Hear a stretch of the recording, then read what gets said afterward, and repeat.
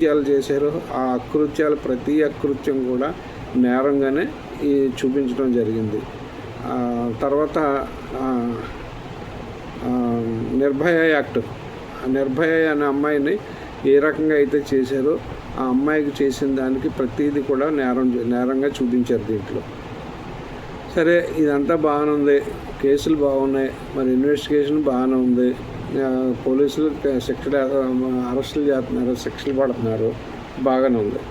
మరి ఇక్కడ మనం డిస్కస్ చేయాల్సిన విషయం ఏంటంటే, మనం టీనేజ్కి వచ్చిన తర్వాత పిల్లలు మనకు 10th, 9th నుంచి స్టార్ట్ అవుద్ది వాళ్ళకి టీనేజ్.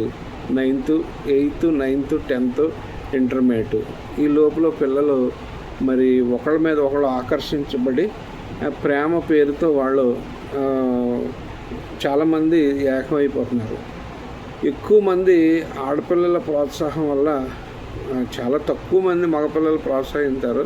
ఆడపిల్లల ప్రోత్సాహం వల్ల ఏంటంటే, ఆడపిల్లలు మా ఇంట్లో పెళ్లి చూస్తున్నారు, లేకపోతే నన్ను మా ఇంట్లో స్కూల్ మానిపించేస్తానంటున్నారు, ఇలాగన్నీ చెప్పి మనం ఎక్కడికన్నా వెళ్ళిపోదామని చెప్పి బలవంతంగా మొత్తం అబ్బాయి అమ్మాయి ఇద్దరు కలిసి వెళ్ళిపోవడం జరుగుతుంది.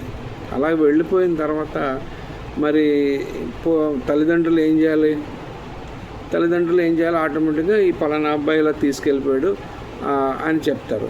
సరే, అక్కడి నుంచి వచ్చిన తర్వాత మరి కొంతమంది అయితే ఇలా మా అమ్మాయిని పాడు చేశాడు ఈ అబ్బాయి అని చెప్తారు. లేదంటే కొంతమంది మా సంరక్షణ నుంచి, మైనర్ కాబట్టి మా సంరక్షణ నుంచి ఈ అమ్మాయిని మా ఇష్టం లేకుండా తీసుకెళ్ళిపోయి ఈ అమ్మాయిని లైంగికంగా వేధించాడు అని కేసులు పెట్టి చాలామంది పిల్లలు, యువత యొక్క లైఫ్ చాలామంది స్పాయిల్ అయిపోవడం జరిగింది. మరి చట్టంలో ఇది రాజీ చేసుకోకూడని చట్టం, ఇది మరి రాజీ చేసుకోకూడని చట్టం.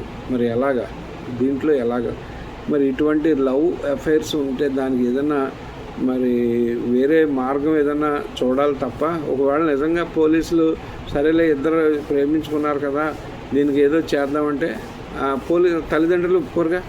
అమ్మాయి తల్లిదండ్రులు, ఒకవేళ అమ్మాయి పెద్ద అయి ఉండి అబ్బాయి బాగా డబ్బులు ఉన్నవాడు అనుకో, తల్లిదండ్రులు ఒప్పుకోరు. అలాగే అబ్బాయి పెద్ద అయి ఉండి అమ్మాయి తల్లిదండ్రులు, అమ్మాయి గొప్పవాళ్ళు అనుకో, వాళ్ళు ఒప్పుకోరు. లేదా ఇంటర్ క్యాస్ట్ అనుకోండి, వాళ్ళు